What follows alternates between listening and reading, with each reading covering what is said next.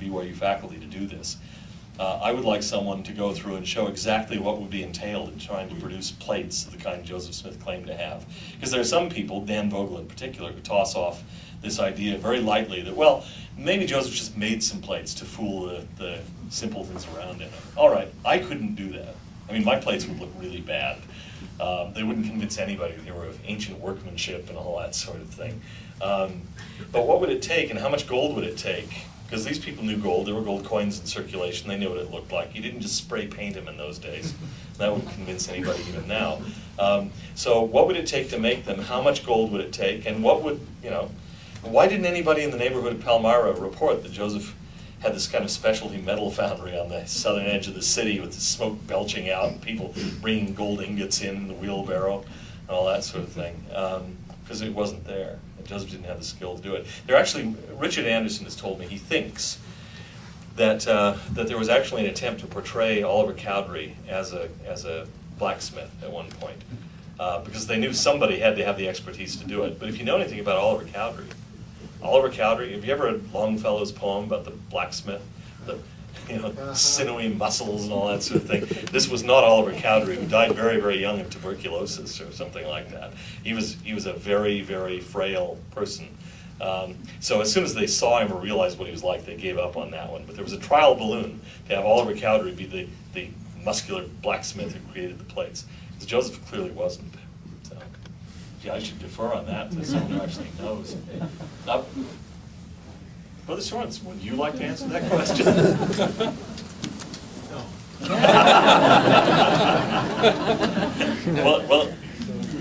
Okay, let me just say that the consensus of serious scholars of Book of Mormon geography, of whom there aren't that many, but the consensus there is that the story of the Book of Mormon predominantly takes place in, first of all, a very limited area. That's important. If you put all of the distances together in the Book of Mormon, they're very, very small. You're not talking about, from Patagonia to the Aleutian Islands. That simply isn't the case. It also seems to be a warm area. There are a lot of reasons that most people tend to put it in Mesoamerica. That is, in roughly the area of southern Mexico, Guatemala, in that area. And where was the last battle?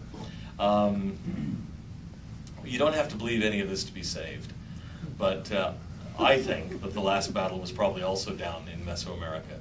And that Moroni has a long time after that final battle to wander. The final battle is in the 380s. Moroni buries the plates up in 421, so he's got a long time and good reason to leave the area. He's the son of the supreme commander of the Nephites. The Lamanites are looking for him. He's got the records, which they'd love to get and destroy, and presumably he's under divine guidance as well. And so, he moved as far and as fast as he could out of that area to get away from it, and then was probably taken to the place where the plates had to be. And then the Smith family, through a whole series of economic disasters and so on, was quote, encouraged, end quote, to eventually settle in the area they really needed to be, where the plates were.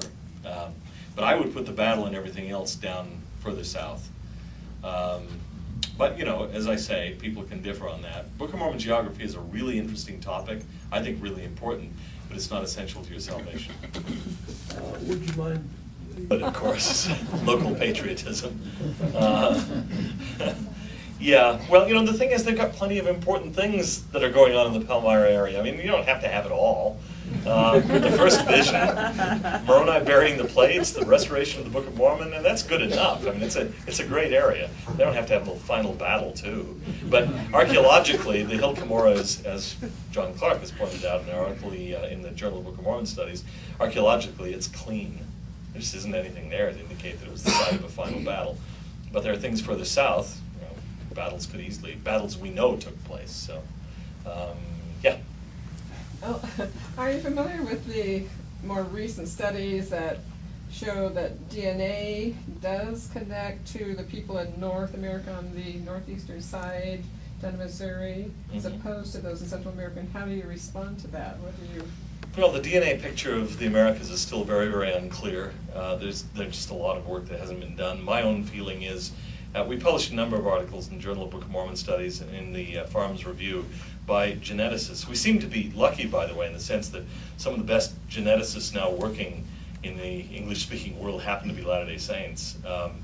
So when the DNA challenge came up, we were pretty well situated to respond. One of them in particular, who's won all sorts of awards, told me that privately, so I won't name him, but by process of elimination, there are only about half a dozen of them, so anyway. But he told me that he thought it very possible, one of the reasons he'd won all these awards was so that he would be properly placed when this issue came up, so that he would be able to speak with some authority on it.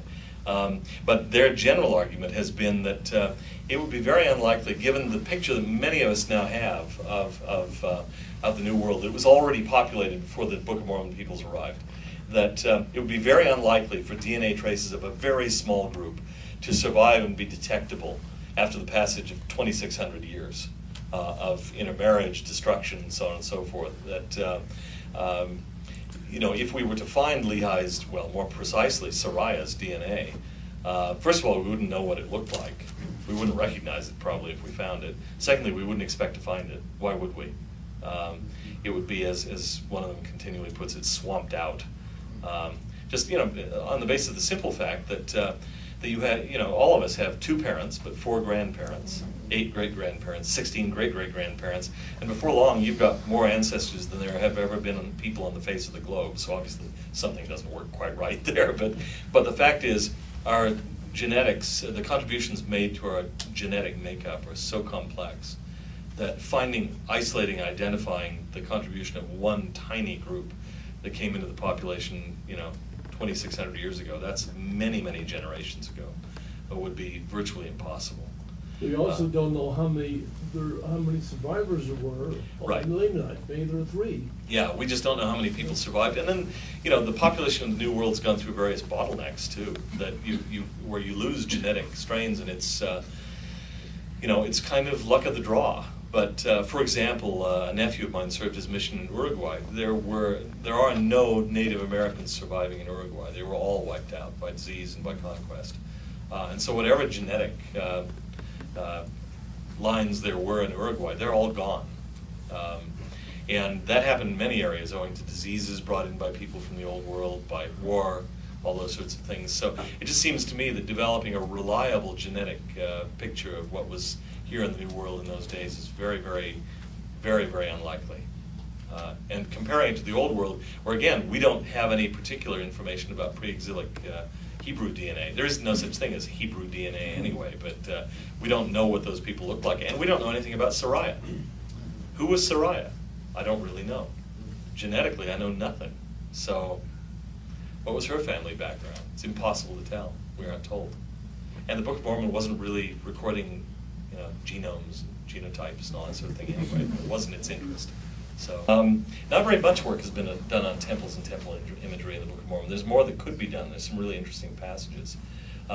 One thing that stands out in my mind is Jack Welch's book on the Sermon at the Temple and the Sermon on the Mount, where he tries to connect the Book of Mormon text, the Sermon at the Temple, with certain temple imagery. I don't know if people have noticed that that's what he was up to, but that's what he was up to. So that's one thing you might want to look at. There's a lot more work that can be done there. Now, there's been a lot of work done on temple complexes and so on in the New World, apart from Book of Mormon studies, and eventually that probably needs to be brought to bear on the Book of Mormon. So, it actually is, you know, to my shame, some of you probably already read it. Sorry. It was published in, well, actually, it was published in the Review, in the Farmers Review, a journal with which I have some connection. About 17.2, I think. Volume 17, number 2, I think. I thought I had it written on here, but I don't. It's called Not So Easily Dismissed, Some Facts for Which Counter-Explanations of the Book of Mormon Will Need to Account. So, and that's just part of the article. Okay. It was also published